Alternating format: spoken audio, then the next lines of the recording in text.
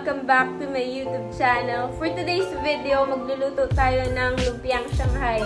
This video is requested by Ate Elora. Hello ate. At nag-post ako sa Facebook ko ng niluto ko Lumpiang Shanghai kasi favorite yun ng boyfriend ko.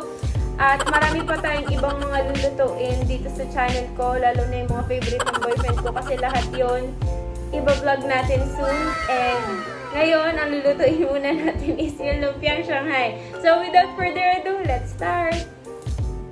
Ito yung mga ingredients na kailangan natin.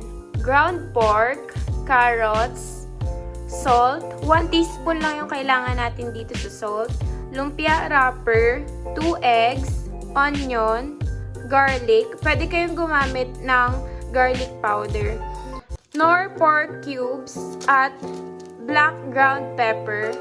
Ito naman, gagamitin natin to mamaya para sa ating supang sausawan.